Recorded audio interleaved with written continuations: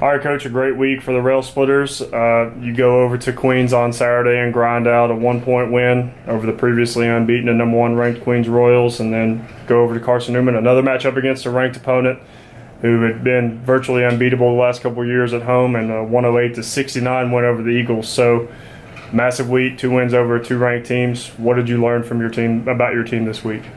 Well, two completely different games. I think you take them, separately. The Queens game, I think both teams would probably say they didn't play their best. I can't speak for Queens, but I know on our end, we whether it was the familiarity of the two teams or the magnitude of the game or what have you, I think, we played poorly. And again, I don't think, Queens would say they were at their best either. So it was a really, obviously because of the stakes, and you're playing a, number 1 team in the country on their home floor, and we're both undefeated in the league and all that. It's a big win.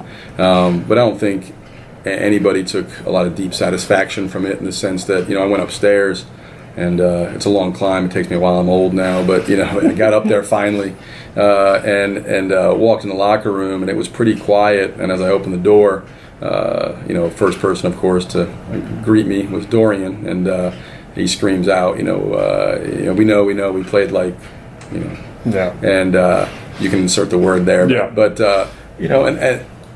but I did think that we made progress in terms of our fight and our resolve and our toughness, because we didn't allow our poor play on offense to bleed into our defense, and we had to make a lot of plays to win that game. We made a ton of effort plays, multiple effort plays. The job that Emmanuel and Cam Calhoun did down the stretch of stealing us extra possessions on the offensive glass. Trey makes a huge shot. Josh Odom makes some really good plays. We made some terrific defensive plays. Again, they got some good looks and missed them, but I thought we also did a really good job of pressuring them and making things hard for them. And they made things really hard for us as well. Both teams, like I said, there's a lot of familiarity there, and they're an excellent basketball team. But both teams probably would left that game saying it was a exciting game, if not a well-played game, right? And so, but I was really proud. I did think we showed progress from the Northwest Missouri State game, where I didn't think we played particularly well, and I thought we deflated and kind of gave in when things didn't go our way. We got down 14 first half, and we kind of were able to weather that and battle back. And again, that's progress. I think you can always clean up things technically. You can clean up, transition defense or what have you, tactics and technique. It's hard to imbue resolve and grit and toughness and heart into a team. I don't know that you can do that. That has to kind of come naturally from the group. And so I left there encouraged by that. Obviously, last night's game, I thought our most complete performance of the year when you look at the opponent, how good a team they are, the atmosphere playing it. I don't know if it was a sellout. I think it was. They said it was. But, playing an opponent like that, high-quality opponent on their home floor, I thought our guys really, both ends of the floor, were locked in. Effort, focus, energy level was terrific. And as good as we played, I thought, Carson Newman didn't have their best. We were fortunate to catch them on a night where they were less than. And that led to, obviously, a lopsided result that's certainly not indicative of, like I said, if there's a gap between the two programs, it's not that.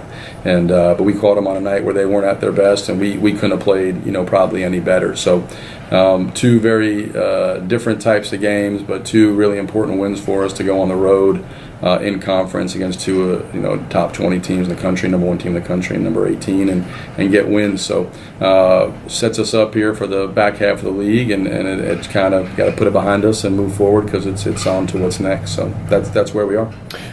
Obviously, those were, we saw this stretch coming up. We talked about it on last week's report, just how tough it was having to go on the road to Queens and on the road to Carson Newman, two of the tougher places to play in the league. To come out of both of those games, like you said, two very different games in the way they played out, but the result being the same with a W for LMU. What does that do for the team's confidence? Well, I think, hopefully it creates an enhanced focus on playing well and playing the game the right way, and how much fun it is and how good we can be if we do that. I would hope that it creates an enhanced focus on that and an enhanced desire to do that. I think confidence comes from your work, not your results, if that makes sense. Confidence you can't take confidence from what happened Saturday and Wednesday in the Catawba. Your confidence going to Catawba should be from your preparation, your focus, and how ready you are to play, and the preparation you've done to get ready for that game. Confidence to me is a very day-to-day thing. It doesn't really matter what happened last game or last week or a year ago or whatever. It's about, what happens and the work you're doing day to day. And so, I think if you are doing the right things, you're preparing the right way, and maybe things aren't going your way result-wise, I think you have a lot of faith and confidence that things are going to start to go your way because you do things the right way and you string good days together. I think there's going to be, you're going to have success. I think the inverse, if preparation slips, there's slippage inside of your day-to-day work, whether that's practice, film, whatever your preparation is. You may be able to get by for a little while, but you got to understand that if you string bad days together, just like if you string good days together, bad days together, there's going to be bad consequences. You're gonna start to your level of play is going to start to decline, and so hopefully. But the one thing, like I said, I hope it does do is it creates an enhanced desire, enhanced focus on playing the game the right way. Because I do think we had a lot of. We played extremely hard both nights. We played with great effort. We played with, I thought, again, attention to detail.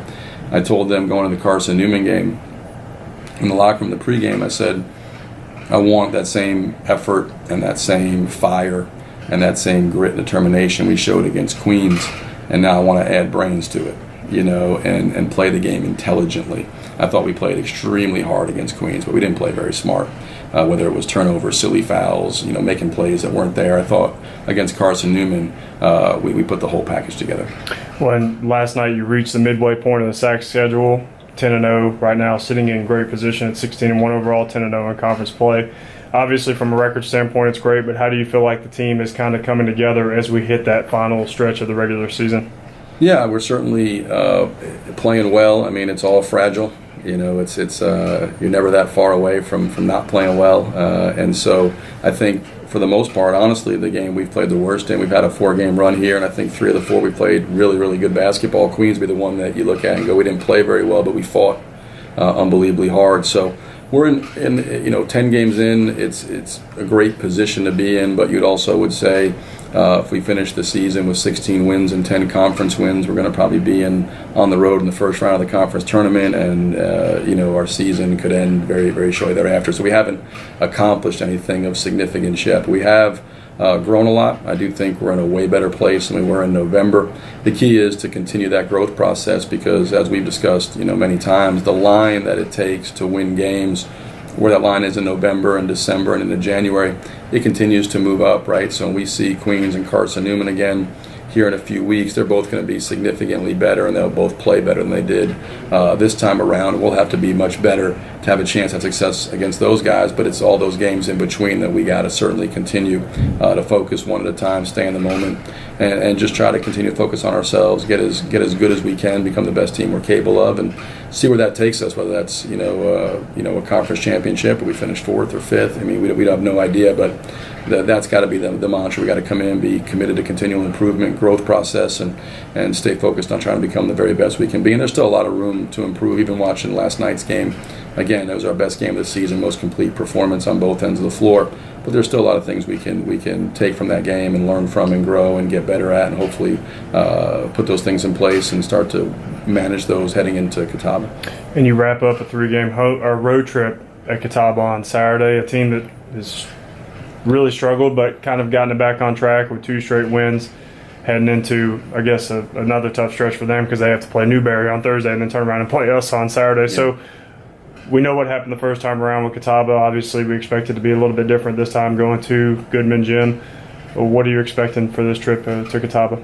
Well, I think you could throw the first game out, without Jameel Taylor and Jaron Morrison. I mean, no one's going to be able to lose their 2 best players, 2 all-league players, and come out unscathed. I mean, they've had a team. I think when Catawba's fully whole, they're a really good basketball team. They just haven't had their full allotment of players. I don't think maybe 2 or 3 games out of 15 or whatever that they've had everybody available to play, and it's not been like deep bench players. This has been like a lot of their best players. they were picked fourth in the league. I do think they're one of the best teams in the league when again they're whole. So I know Jaren's back. I'm not sure about Jameel. Rob's a terrific coach. That's always a hard place to play. They have been ravaged by injuries. Their record certainly is not indicative of the type of team they are. Or doesn't, and they have shown a lot of character and a lot of heart by start the league 0-7, and it would be easy to probably get deflated, shut it down, and just all the injuries seems like there's would be like a black cloud, and shows a lot about the character of the guys in that locker room and the job that Rob and his staff have done. That given those circumstances, they come into tonight's game with Newberry having won 2 in a row.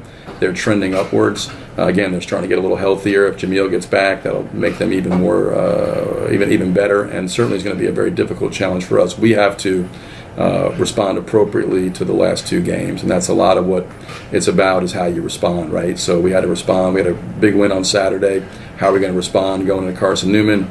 Great game there. Now it's about how do we respond, because if you don't handle winning or losing appropriately, success and failure, it comes back to bite you the next game. So we got to do that. It's going to be a challenge for our guys, and it'll be a test to see how solid we are, how mentally tough we are, and how emotionally mature we are. But I'm looking forward to the challenge on Saturday.